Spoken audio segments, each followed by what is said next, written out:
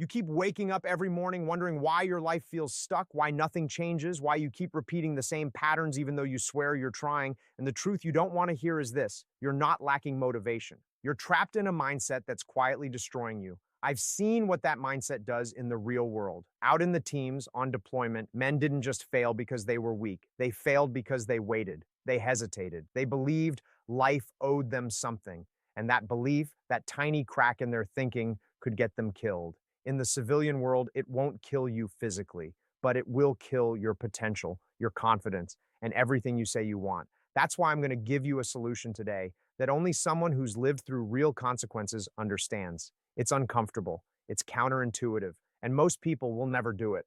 But if you get this, you will never see yourself as a victim again. Before we go any further, put your phone down, turn off your notifications. If you're scrolling while watching this, you're not learning, you're escaping. And if you can't give me your full attention for the next few minutes, you might as well click off right now. I'm not here to entertain you. This is your first test, your first chance to prove to yourself that you can focus when it matters. If you're still here, good. You just passed step one. Now listen, I'm ex-Navy SEAL John.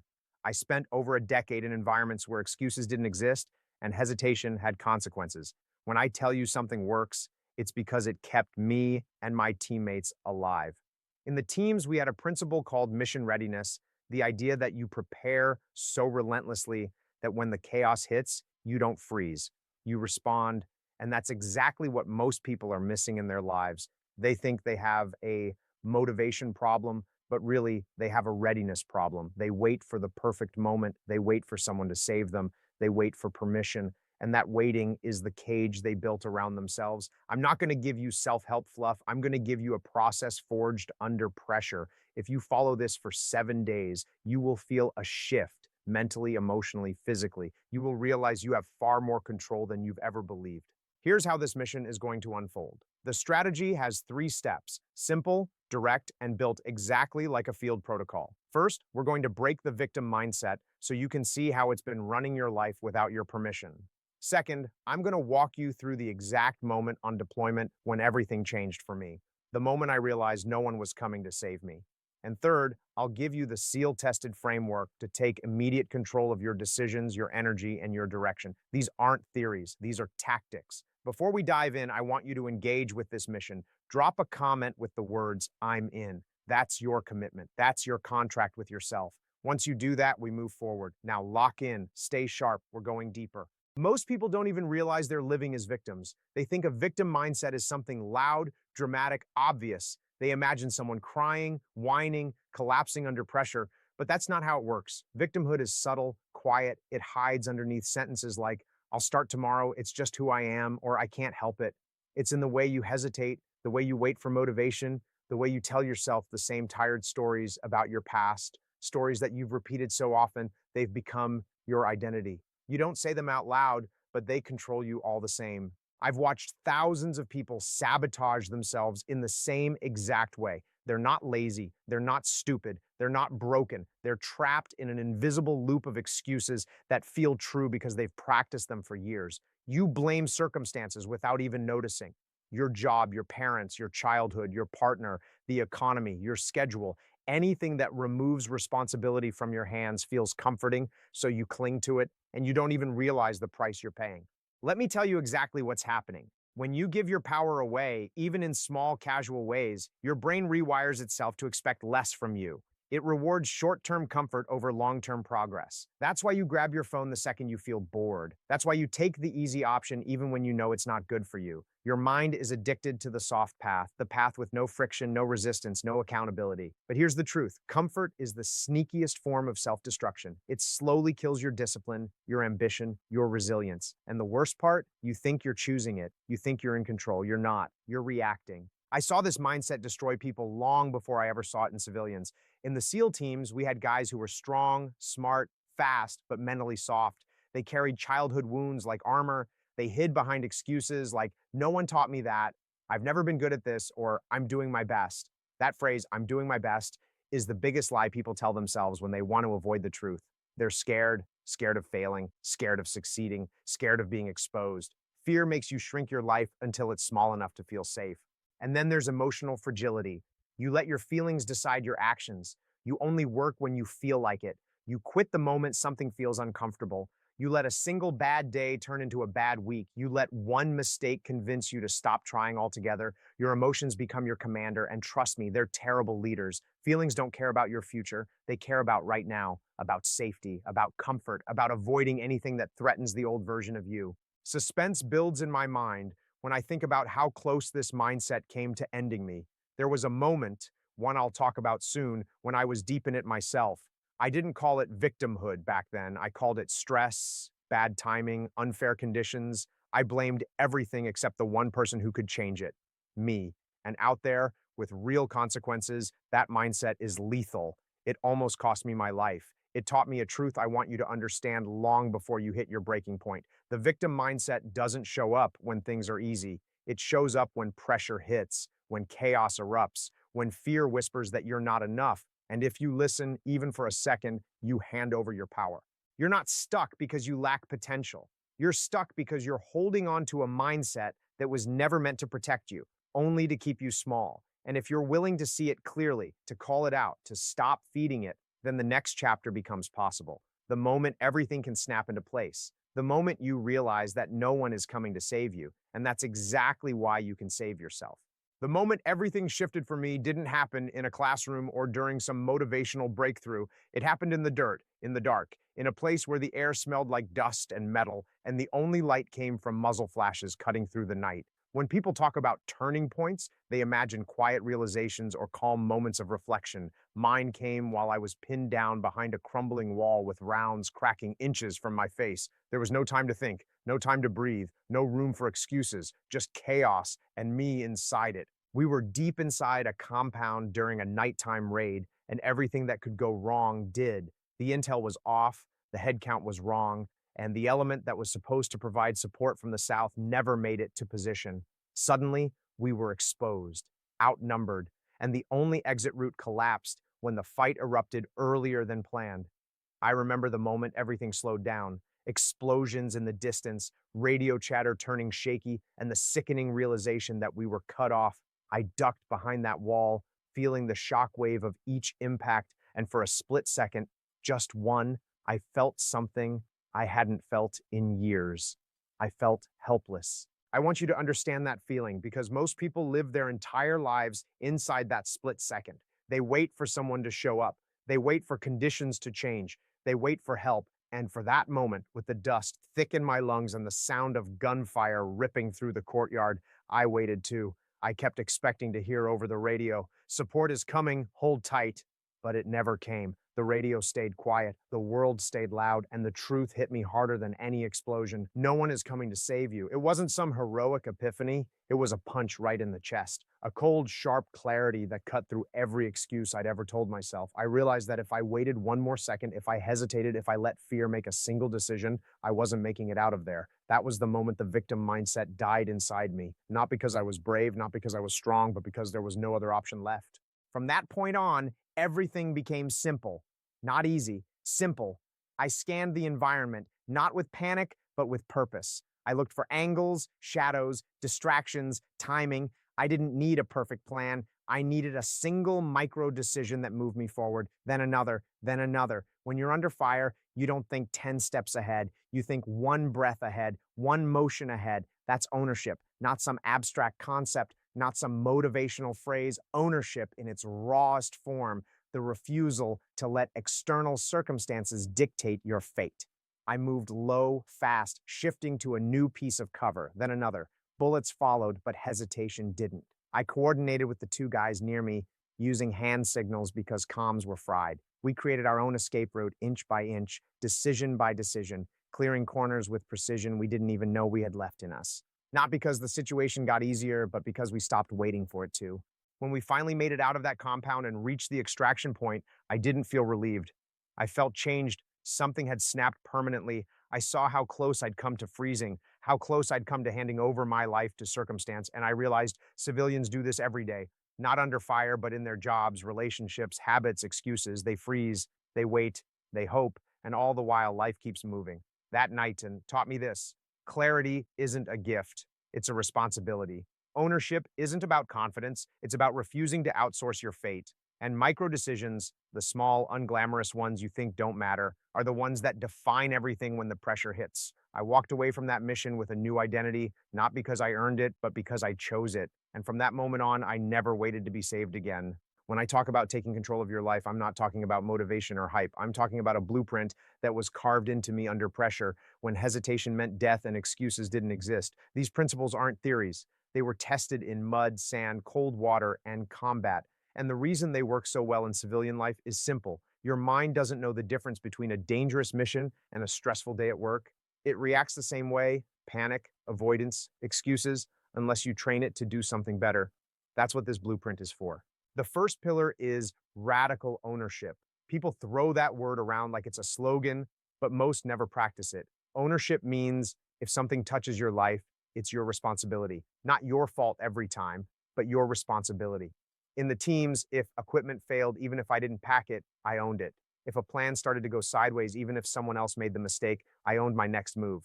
Ownership is power. It's the moment you stop blaming the world and start positioning yourself to change it. I learned this the hard way on a training op when a teammate forgot critical gear. Instead of losing my temper, I took control of the situation, redistributed tasks, improvised tools, and got us back on track. That moment taught me this. When you own everything, you can change anything. When you blame, you stay stuck. The second principle is the 40% rule. It's simple. When your mind screams that you're done, you're only at 40% of your actual capacity. I didn't believe this until Hell Week. I remember hitting a breaking point on the beach, shivering, exhausted, convinced my body couldn't take another minute. But when the instructors pushed us harder, I realized I could still move, still think, still fight. That rule applies to everything: fitness, business, discipline, habits. Most people hit discomfort and quit, not because they're incapable, but because their minds are untrained. If you push past the first wave of resistance, you'll discover a version of yourself that's been hiding behind comfort.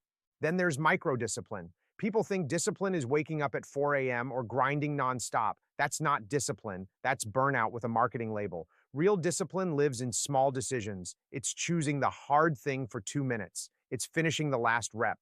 It's closing the app instead of scrolling. In the teams, micro discipline was everything: cleaning gear properly, checking weapons twice, learning to control my breath before pulling the trigger. Those tiny actions build a mind that doesn't fold under pressure. In your life, micro discipline is the foundation of identity change.